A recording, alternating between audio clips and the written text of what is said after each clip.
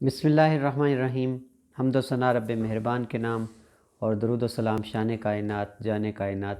حضرت محمد مصطفیٰ صلی اللہ علیہ وآلہ وسلم پر۔ آپ اس وقت موجود ہیں میرے ساتھ عامر عثمان عادل یوٹیوب چینل پر۔ سیالکوٹ سانحہ جس نے پوری قوم کا دل دکھی کیا،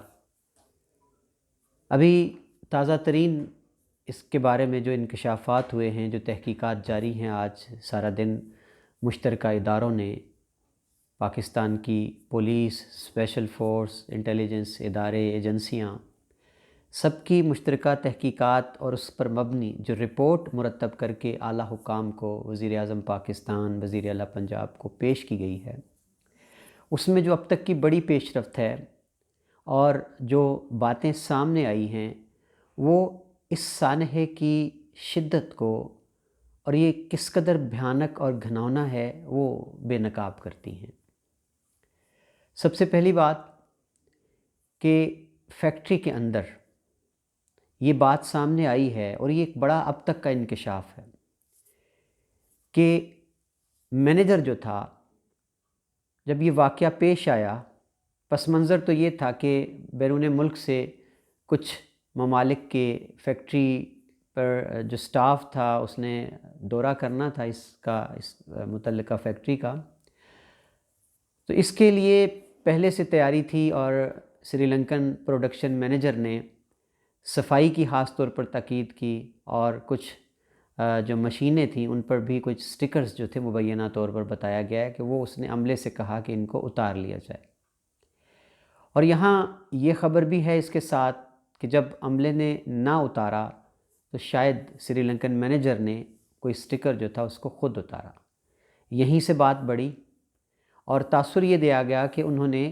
بے حرمتی کی ہے۔ اور اب جو آج کی تازہ رپورٹ ہے اب تک کی، اس میں یہ بات بڑی واضح طور پر سامنے آئی ہے فیکٹری کے اندر تحقیقات کے بعد، موقع کے گواہوں یعنی شاہدین سے، کہ سری لنکن مینیجر نے باقاعدہ طور پر اس پر معذرت بھی کی تھی غلط فہمی پر۔ فیکٹری مالکان کے حوالے سے یہ انکشاف کیا گیا ہے کہ جب یہ کشیدگی بڑھی، اور یہ صبح 10:30 بجے کا واقعہ ہے، جب کشیدگی بڑھ گئی، فیکٹری مالکان کو باقاعدہ خبر ہوئی، انہوں نے معاملے میں انوالومنٹ کی، سمجھایا فیکٹری ورکرز کو، اور ان کے سمجھانے کے بعد غلط فہمی کو رفع دفع کرنے کے لیے سری لنکن پروڈکشن مینیجر نے باقاعدہ طور پر اس امر پر معذرت کی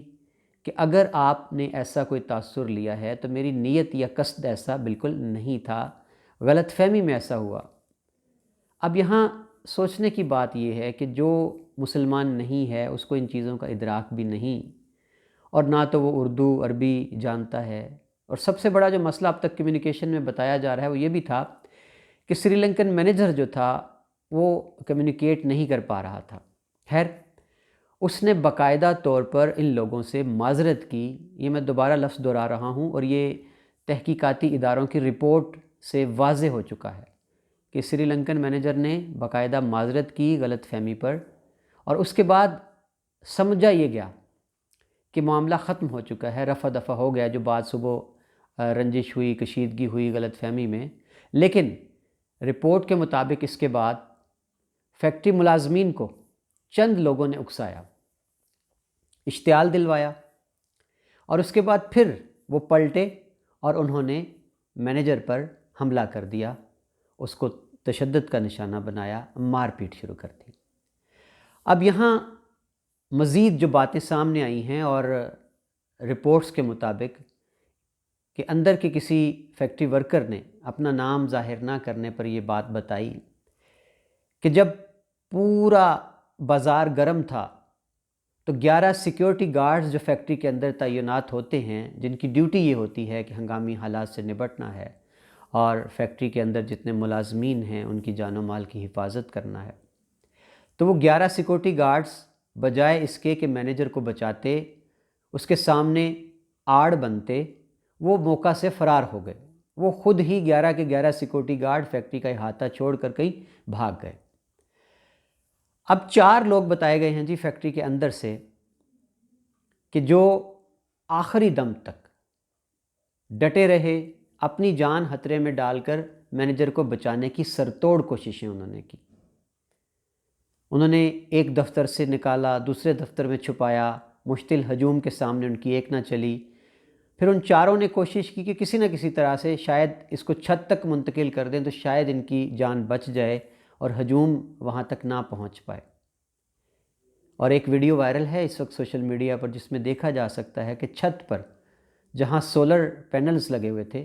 وہاں یہ چار لوگ جو تھے اپنے مینیجر کو بچانے کی خاطر چھت پر لے گئے،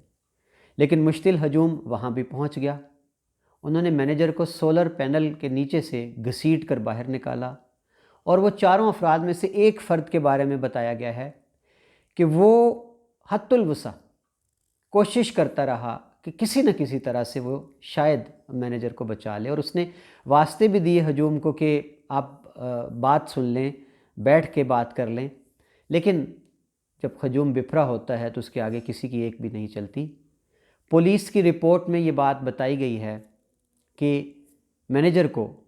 فیکٹری کی چھت سے اٹھا کر نیچے پٹکا گیا، پھینکا گیا، اور غالباً اسی وقت ہی، اس کے دوران ہی ان کی موت بھی واقع ہو چکی تھی کیونکہ وہ بے سدھ پڑے تھے۔ اب جو ریکارڈ ہے،